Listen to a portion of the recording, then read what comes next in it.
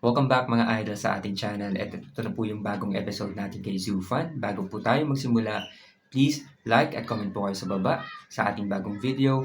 And kung hindi pa po kayo nakasubscribe, please subscribe po kayo sa channel and turn on niyo po yung notification bell para po updated kayo sa ating mga bagong uploads. Nagsalita ang ancestral dragon na kahit sobrang malakas ang heavenly sovereign ay hindi pa rin perpekto ang kanyang kapangyarihan.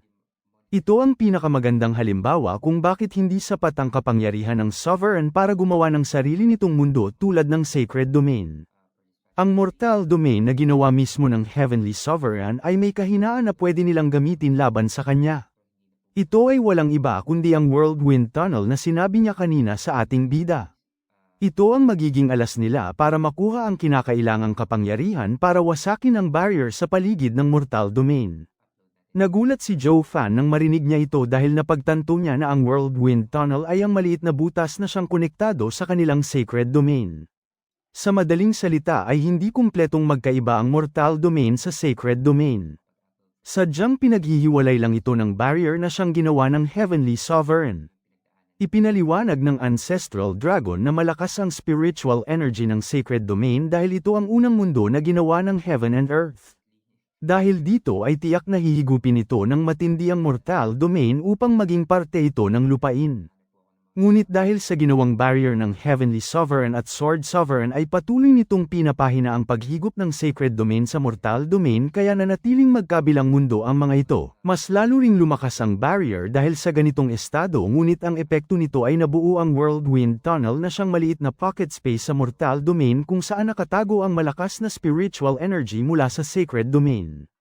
Sa pagtagal ng ganitong proseso ay naging malaking landmark ang ganitong mga lugar sa mortal domain dahil sa mayamang spiritual energy na siyang inilalabas nito.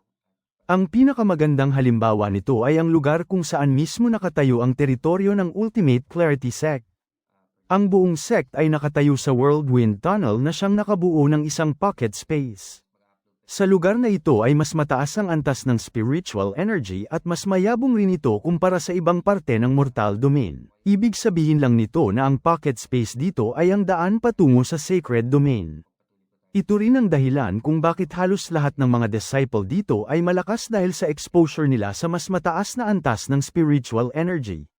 Mas mabilis rin ang pag-cultivate sa ganitong lugar dahil sa mayamang spiritual energy. Kaya kalaunan ay naging madali para sa sect na ito na marating ang enlightenment tulad ng Taiji Domain Soul dahil konektado mismo ang lugar ng sect nila sa sacred domain. Mas lalong namangha ang ating bida dahil ibig sabihin lang nito ay maaari nilang gamitin ang tunnel sa sect na ito para pumasok sa sacred domain. Kapag ginamit nila ang daan ay hindi na sila mahihirapan pa kaya tinanong niya ang ancestral dragon kung ano ang dapat nilang gawin. Naging seryoso ang ancestral dragon at kanyang sinabi na hindi ganoon kadali ang paggamit ng tunnel na ito. Tulad ng sinabi niya kanina ay matinding suppression ang ginagawa ng barrier kaya walang kahit anong bagay ang makakadaan sa tunnel na yun. Sa madaling salita ay kailangan muna nilang wasakin ang barrier na ginawa ng dalawang sovereign at doon lang nila magagamit ang benepisyo ng Whirlwind Tunnel. Sa ngayon ang maaari lang nilang gawin ay gamitin ang spiritual energy mula sa mga pocket space na ito upang bigyan ng enerhiya ang kanilang recoiling array para mawasak ang barrier. Gamit ang pagsulat ng recoiling array ay ilalabas nila ang spiritual energy sa bawat malaking pocket space mula sa sacred domain at padadaanin ito sa kanilang array. Gamit ang makukuhang enerhiya sa sacred domain ay sapat na ito para wasakin ang matibay na barrier na ginawa ng Heavenly Sovereign at Sword Sovereign. Subalit dapat tandaan ni Joe Fan na mas marami pa silang problemang dapat harapin bago nila magawa ang planong ito. Dahil sobrang kakaiba ang mga wind tunnel ay maraming pocket space ang nagawa nito sa loob ng maraming taon na pag-iral ng mortal domain. Tulad na lang ng pocket space kung saan nakalagay ang kulungan niya ay may mga panganib na nakalagay doon. Ang iba sa mga pocket space na nabuo ay maganda para sa pag-cultivate ng mga martial artist ngunit may ibang pocket space naman na tunay na deadly. Ngunit ang lahat ng mga pocket space ngayon sa buong mortal domain ay may isang common ground. Ang lahat ng ito ay tiyak na pagmamay-ari na ng mga malalakas na sect o hindi kaya ay mataas na antas ng mga imperyo. Dahil sa matinding benepisyo na kayang ibigay ng spiritual energy mula sa mga pocket space ay tiyak na ginawa na itong teritoryo ng malalakas na sect.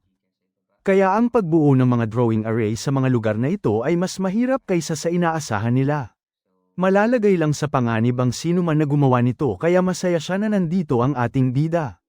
Matalino ito at marunong gumamit ng utak hindi tulad ni Yelin na hindi pa ganoon kataas ang antas pagdating sa mga plano. Alam niya na kapag nalaman ng mga sektang gustong gawin ang kanilang panig ay tiyak na kalaban agad ang tingin ng mga ito sa kanila. Naging seryoso si Joe Fan dahil sa ngayon ay wala na silang dapat pang alalahanin kung saan kukunin ang enerhiya para paganahin ang recoil array. Subalit ang kapalit naman nito ay matinding panganib para lang ma-set up ang mga array na kailangan sa mga pocket space na siyang nabuo dahil sa Whirlwind Tunnel. Tinanong rin niya ang Ancestral Dragon kung saan niya hahanapin ang mga pocket space na nabuo sa pamamagitan ng Whirlwind Tunnel dahil sobrang laki ng Mortal Domain. Kapag hinanap niya ang mga ito nang walang kahit anong clue ay baka abutin sila ng ilang libong taon bago magawa ito. Kaya hiningi niya ang tulong ng Ancestral Dragon dahil baka may alam ito na ibang paraan. Pareho lang masasayang ang oras nila kung bulag siyang maghahanap sa mga lokasyon nito. Nagsaad ang Ancestral Dragon na madali lang ito. Noong patuloy pa sa paglalakbay ang kanyang kulungan sa iba't ibang parte ng Mortal Domain bago siya makawala at manirahan sa pocket space ng Ultimate Clarity Sect ay nararamdaman na niya ang mga Whirlwind Tunnel.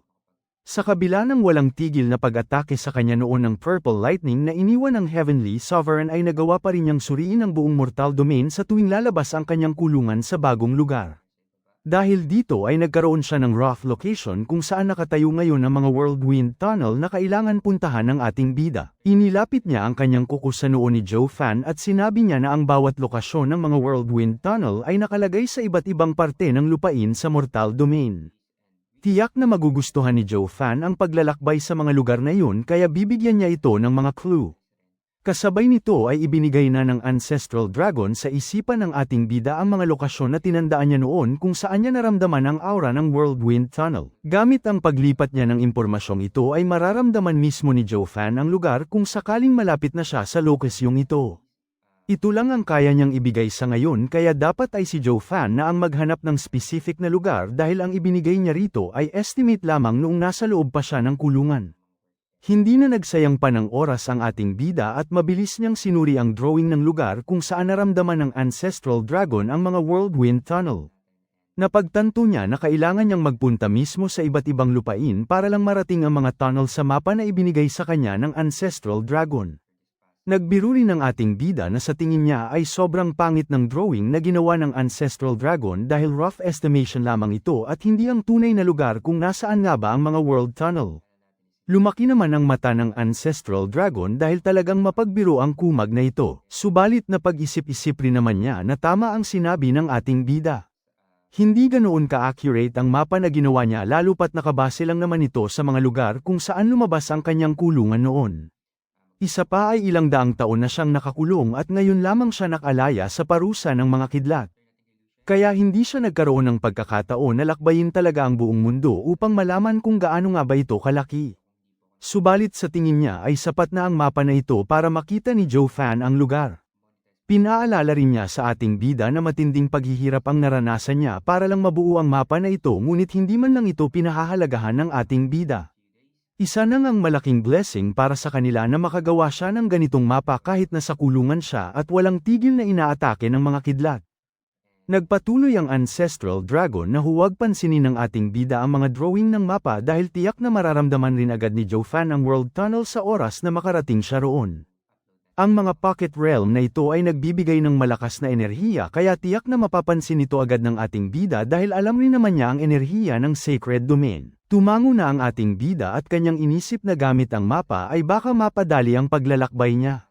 Sa ngayon ay hindi na siya maglalakbay na parang bulag dahil may mga lugar na siya na pwedeng puntahan gamit ang mapa. Naglakad na ang ating bida ngunit tinanong siya ng Ancestral Dragon kung kailangan pa ba niyang turuan ang ating bida kung paano gumawa ng drawing array.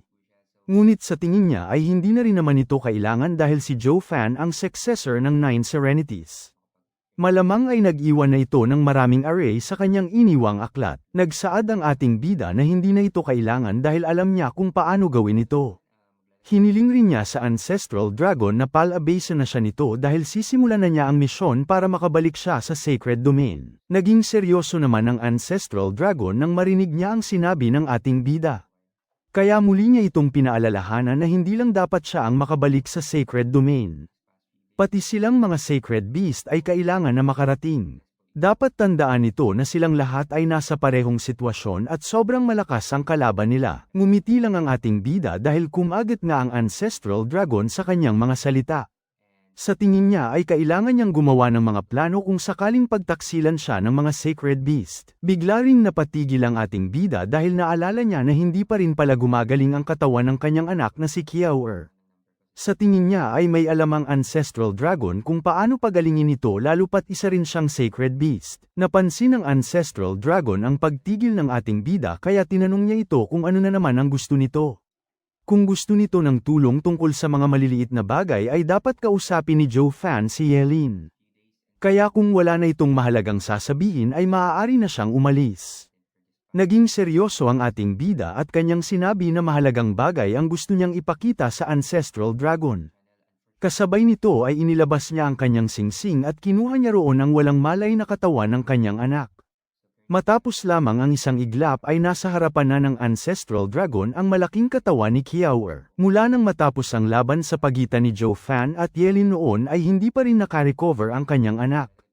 Maaalala na isang malakas na golden flames ang tumama sa katawan ni Kiaur para lang protektahan noon ang ating bida. Naging seryoso naman ang ancestral dragon dahil napansin niya ang isang pamilyar na aura sa katawan ng spirit beast na ito. Kaya tinanong niya ang ating bida kung saan niya nakita ang ganitong spirit beast. Nilapitan ni Joe Fan si Kiaur at kanyang sinabi na ang ibon na ito ay ang kanyang anak. Ipinaliwanag rin niya na nanatiling nasa ganitong sitwasyon ang kanyang anak matapos nitong saluhin ang pinakamalakas na atake ni Yelin noon sa Double Dragon Gathering. Gumamit na siya ng maraming gamot ngunit sa kasamaang palad ay hindi ito naging epektibo sa sitwasyon ng kanyang anak. Kaya umaasa siya na baka may paraan ng ancestral dragon na mapagaling ang kanyang anak. Lumapit ang ancestral dragon sa katawan ng maliit na ibon at doon niya napagtanto ang aura ng purple lightning sa katawan nito. Aminado siya na pwede namang magkaroon ng purple lightning ang ibang mga ibon ngunit sobrang kakaiba ng aura na siyang taglay ng anak ni Joe Fan. Kung tama ang kanyang inalala ay ang berserk purple lightning mismo ang source ng kapangyarihan ng ibon na ito. Napangiti ang ancestral dragon dahil hindi niya inaasahan na makikita niya rito ang successor ng kanilang dating kasamahan. Napansin rin niya na bukas na ang kaisipan ng ibon na ito kaya mukhang nakita na rin ito ni Kung Pang. Binuksan nito ang isipan ni Kiaur upang maging ganap ito na successor ng Sunder ang Phoenix. Agad naman na nagsaad ang ating bida na tama ang hinala ng ancestral dragon, ang anak niya ay nabuo dahil sa purple lightning na siyang nakapalibot sa kulungan noon ng Sorang Kilin. Tumawa ng malakas ang ancestral dragon at kanyang sinabi na talagang panig pa rin sa kanila ang langit dahil isang malaking himala ang nasa harapan niya ngayon. Akala niya ay tuluyan nang nawala ang inheritance ng Sunder ang Phoenix ngunit nasa harapan niya mismo ang successor nito.